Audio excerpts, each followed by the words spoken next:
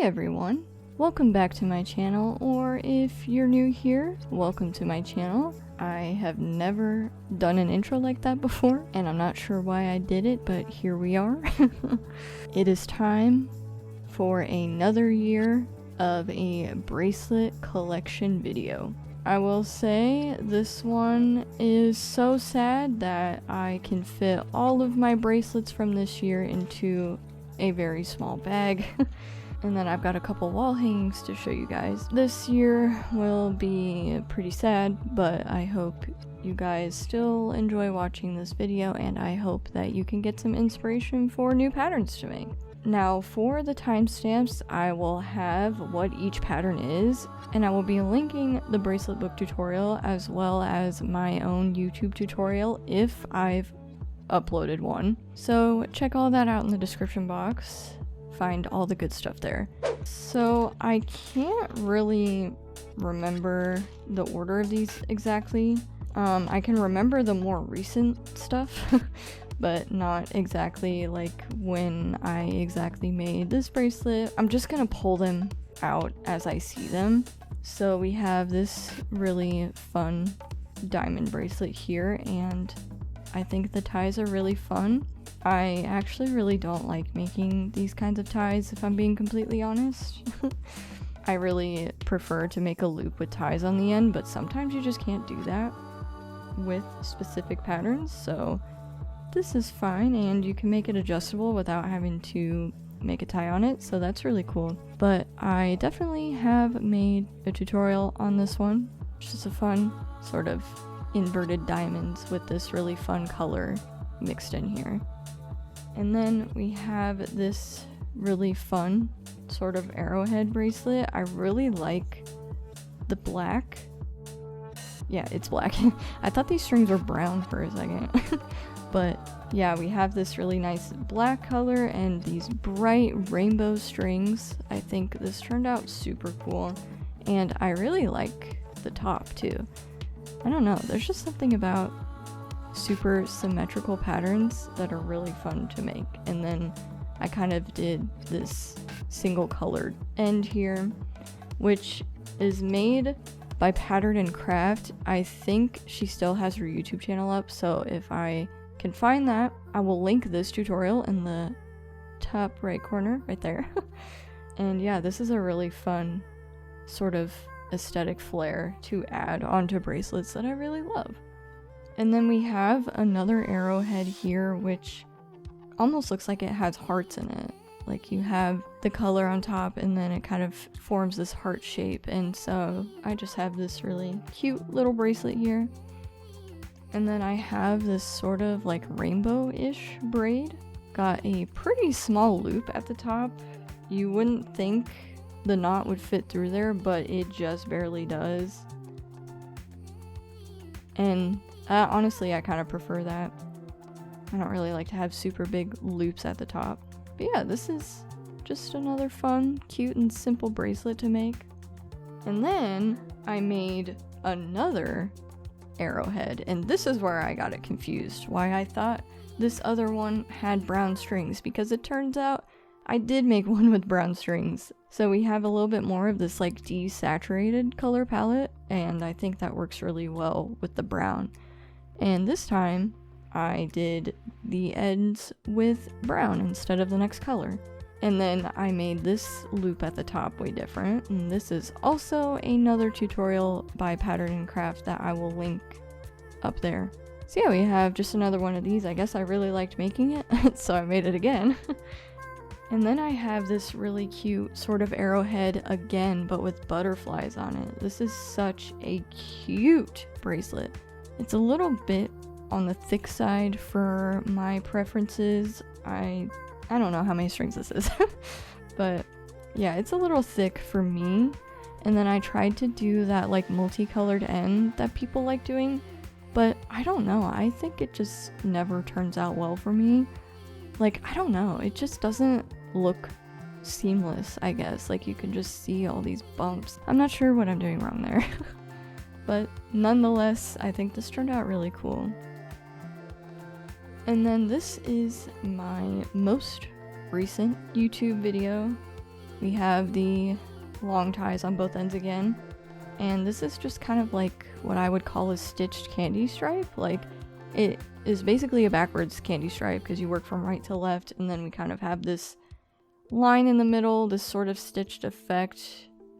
I think it actually goes this way, technically.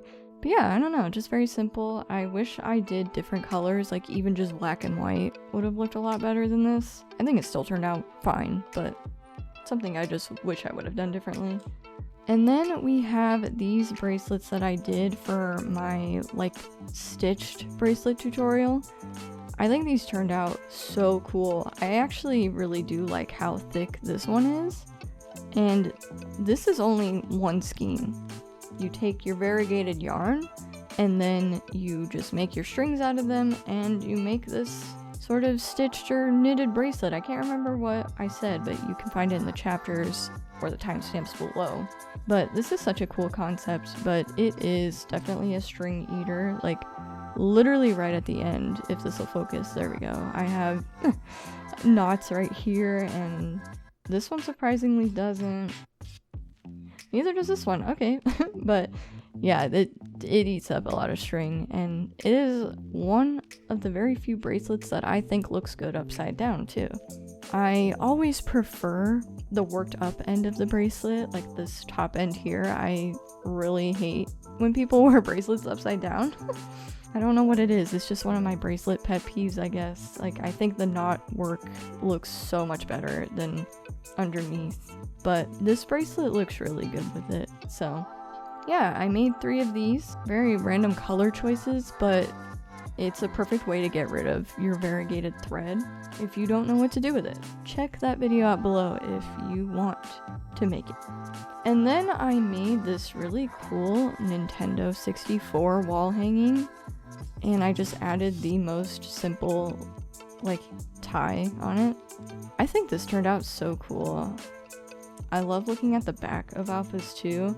It's not the most clean, but I think it still looks really cool. And so yeah, I worked on this sometime throughout the summer, I think. Super cool pattern. And then with wall hangings again, this is my most recent ever piece or pattern that I've made. I don't know exactly how I describe it. This is actually one of my most biggest works to date, you could say.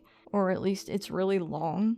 But it's this really cute like kitsune mask, and I can't even get it in frame properly without tilting it. But yeah, I think this turned out really cute, except I wish I would have made this part a lot more, I don't know what, like, I wish that they were more, the colors were more easy to tell apart. I can't think of the word. But yeah, a lot of detail got lost in this part here, but I think the rest of it turned out really nice. And the back is also super cool looking. I love when this thread just gets carried across and you can see all this color switching on the edge. So cool. And then I just have very simple ends here. The one thing I hate about wall hangings is that I just can't figure out how to make cool ends yet, or at least I can't make them look pretty. So just have something very simple here, and I think it looks cool with the rest of the pattern. But I was inspired to make this because I wanted to make a Demon Slayer keychain for my friend for Christmas, and I obviously don't have that with me anymore. But I will throw up a picture right here so that you can check it out. It's just a really cool, like, Demon Slayer keychain. I don't really know anything about that anime. I know that it's like an earring that one of the characters wears or whatever, so yeah. And then I have this really fun, super simple, like, diamond bracelet. I really like the colors on this one, actually. I don't know why, but it almost looks daisy-ish. And then I have this really cool blue and orange one here. I just wanted to use complementary colors, and so that's what happened with this. And I really wanted to make a rainbow of these, but I don't know if I'll get through that. At least not anytime soon, but it'd be really cool to just make like a full rainbow of diamonds with this pattern. It's just such a simple and fun and easy pattern to make.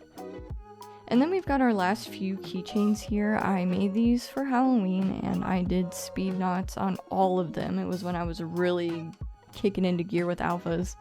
which was around September. I did them early. And so first we have this ghost face keychain, and I love it. I think it turned out so cute, which is a funny word to say for a horror movie villain, but you know, I especially love the back on this one. It's just so cool. I just love when they bunch together like that. I'm probably crazy. I used some leftover variegated thread for the bass strings. It's a great way to use variegated thread as well. It's just use them in some bass strings in your alphas. But we have this cute little keychain here. And then after I made that, I was looking around for other sort of spooky guys to make, and I have this Michael Myers keychain. I think this one's really cool. Like, this one would be really cool from far away, especially because your eyes will kind of put that detail together, but I think it's a really sweet pattern and was just barely able to make it into a keychain. I really had to get these edges tapered in. But yeah, got that one. And then we have our final creation of 2022 to show off. So sad.